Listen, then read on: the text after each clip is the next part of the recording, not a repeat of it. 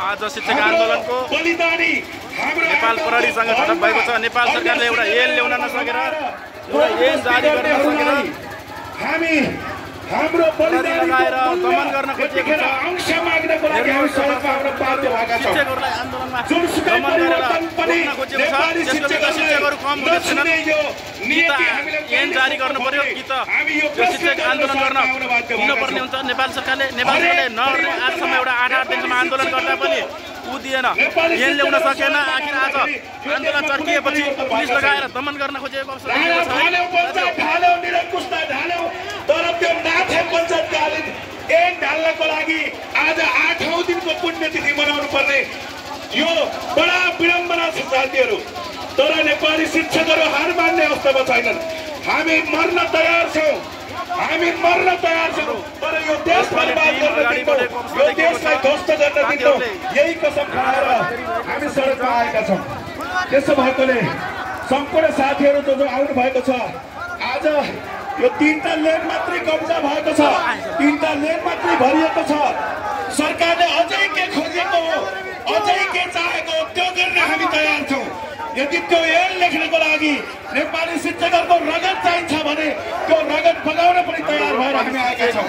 तर यो अन्यको पनि यो निकास नदिने यो पहिलो सरकार अब त काम खोल्नु त होस् गर। आज लाखौं शिक्षकहरू सडकमा आइसकेका छन्। अब 5 लाख शिक्षक कर्मचारी यो सडकमा बोलाउने विचार हो कि हामी प्रश्न गर्न चाहन्छौँ। त्यति मात्रै होइन, हाम्रो सम्पूर्ण अभिभावक र विद्यार्थीहरू पनि सँगै सडकमा बोलाउन खोजेको हो। होइन भने अविलम्ब निकास दिएर हाम्रा सम्पूर्ण मागहरू सम्बोधन गरेर शिक्षा ऐन जारी गरोस्। सम्पूर्णमा हार्दिक अभिवादन सम्मान व्यक्त गर्दै आफ्नो भनाइ अन्त गर्छु। धन्यवाद। जय शिक्षक कर्मचारी एकता जिन्दाबाद। धन्यवाद आदरणीय अध्यक्ष। यसपछि आफ्नो समयमा ख्याल गर्दै आफ्नो भनाइ राखिदिनु हुन प्रगतिशील नेपाल राष्ट्रिय शिक्षक सङ्गठनका आदरणीय अध्यक्ष हिम्मत बस्नेतज्यूलाई हार्दिक अनुरोध गर्दछु र त्यसपछि तयारी अवस्थामा बस्दिनु हुन अखिल क्रान्तिकारीका केन्द्रीय सहसंयोजक प्रभात भट्टराईज्यूलाई हार्दिक अनुरोध गर्दछु।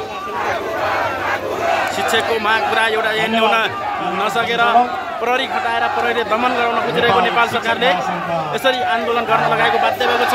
नेताहरू अब छोड्नेवाला छैनन्। पुलिस लगाओस् कि दमन गरोस् कि जोसुकै लाओस्, देशको देश सक्ने जति सक्दैन भए पनि शिक्षकले छोड्नेवाला छैन। त्यही भएर आन्दोलन चर्किएको छ।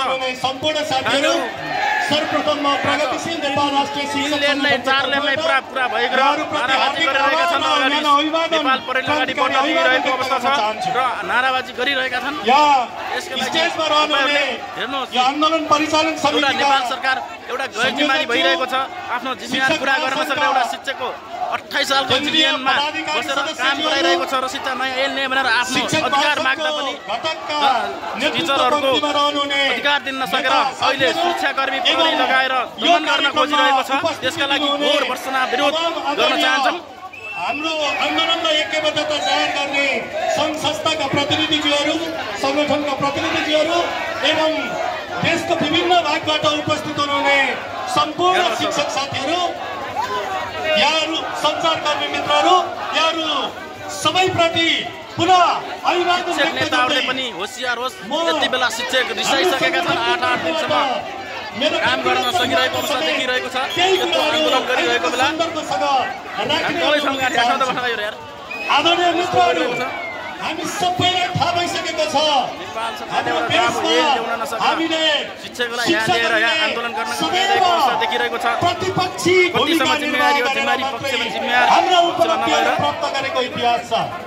ती हाम्रा अग्रज योद्धाहरू, योद्धा शिक्षक नेताहरू जसले शिक्षक सङ्गठनहरूका माध्यमबाट जुन विगतमा प्राप्त गरेका उपलब्धिहरू छन्, ती सबै उपलब्धिहरू हाम्रा सङ्घर्षका उपज हुन् र हाम्रा विगतका ती इतिहासका साक्षीहरू हुन्।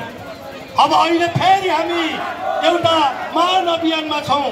हामीले भन्न चाहेको कुरा, अहिले हामीले भन्न चाहेको कुरा हाम्रो आफ्नो कुरा मात्रै होइन, हामीले भन्न चाहेको कुरा, राख्न चाहेको कुरा यो देशमा शिक्षाले पहिलो प्राथमिकता पाओस् भन्ने कुरा हो। यो देशमा शिक्षालाई राज्यले सदैव छड्के नजरले, गड्के नजरले नहेरोस्। मूल स्ट्रिमबाट शिक्षालाई हेरियोस् र शिक्षामा यदि सुधार गर्न सकिने हो भने शिक्षामा यदि हामीले उन्नति गर्न शिक्षाको हद नागिसकेको अवस्था देखिएको छ। 8 दिन भइसक्यो शिक्षा एउटा केही नसुन्ने नेपाल सरकार हो। पूर्वाधारहरूको पनि पूर्वाधार शिक्षा हो भन्ने कुरा जाहेर गर्न खोजेको। यसरी जाहेर गर्न खोजिरहेको बेला हामीसँग रहेको जुन सैद्धान्तिक र कानुनी मान्यता छ यो पञ्चायतकालीन पुरानो 28 सालको टाइटुले शिक्षा ऐन अब अगाडि बढ्न सक्ने अवस्था छैन भनेर हामीले पटक पटक जाहेर गर्यौं, पटक पटक खबरदारी गर्यौं, तर त्यसको सुनवाई उपयुक्त ढंगले हुन सकेको छ। संसदमा हामीले बलपूर्वक दबाव गरेर त्यो दर्ता गरियो, अवैध ढंगले दर्ता गरियो। यसलाई राम्रो बनाउनका लागि फेरि हामीले 80 सालमा आन्दोलन गर्यौं र त्यसलाई संशोधन सहित सच्याउनका लागि त्यहाँ टेबल हुने काम भयो, संशोधनहरू प्रस्तुत हुने काम भयो। त्यसपछि 4-4वटा प्रतिनिधि सभाका अधिवेशनहरू संसदका अधिवेशनहरू सम्पन्न भइसके।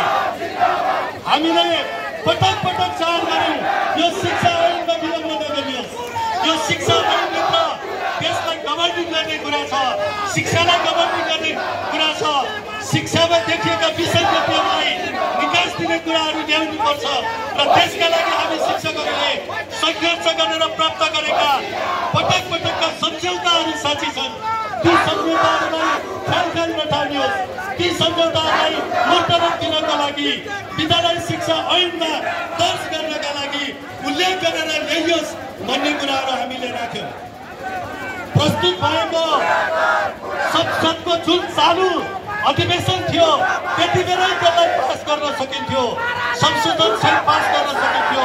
समितिमा पठाउने काम गरियो, समितिले द्रुत गतिमा त्यसलाई छलफल गरेर त्यसलाई फेरि प्रतिनिधि सभाबाट पारित गरेर राष्ट्रिय सभाबाट पनि पारित गरेर ल्याउन सकिन्थ्यो। त्यसपछिको त्यो बर्खे अधिवेशनमा त्यो दर्ता भयो, 80को हिउँदे अधिवेशन सकियो। त्यसपछि फेरि 81को बर्खे अधिवेशन भयो।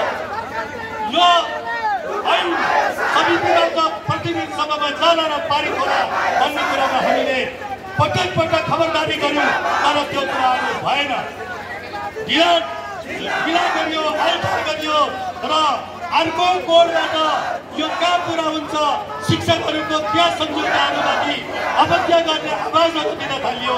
त्यसले गर्दा फेरि हामी यो हिउँदे अधिवेशनबाट चाहिँ जसरी हुन्छ पारित गरियोस् भनेर न्यायिक आन्दोलनको थालनी गर्ने गरी माघ 20 गतेबाट सहयोगबाट आन्दोलनको रूपमा स्थानीय तहका मोर्चाहरूमा, स्थानीय तहका गेटहरूमा गएर प्रदेश सरकारका मुख्यमन्त्रीका गेटहरूमा गएर जाहेर गर्यौं र फेरि सडकमा आएर हामीले गत 20 गते त्यो जाहेर पनि गरिसकेका थियौं र यो 20 गतेबाट हामी फेरि यो निरन्तरको यो यात्रालाई अगाडि बढाएका छौं। र अहिले मलाई लागेको थियो 20 गतेको कार्यक्रममा यही मोर्चामा यसरी नै उभिरहेको बेला मैले पूर्व निर्धारित एउटा कार्यक्रम भएकोले यो विश्व शिक्षक महासंघको अन्तर्राष्ट्रिय सम्मेलनमा मोरक्को जानु थियो र मैले सोचेको थिएँ मैले त्यो मोरक्कोको अन्तर्राष्ट्रिय सम्मेलनबाट नेपाली शिक्षकहरूको शुभ सन्देश, शिक्षक आन्दोलनले प्राप्त गरेको शुभ सन्देश विश्व सामु राख्न पाउँछु होला भन्ने ठानेर म यस्तै गरी हाम्रो अध्यक्ष सानुभाइ कार्की र उस्ताद अध्यक्ष रामकुमार राई 3 जना हामी मोरक्को गएका थियौँ। त्यहाँ गएपछि यहाँ चलिरहेका आन्दोलनहरू अझ तेज भएर गए, तर सरकारले त्यसको सुनवाई गरेन। सिंहदरबार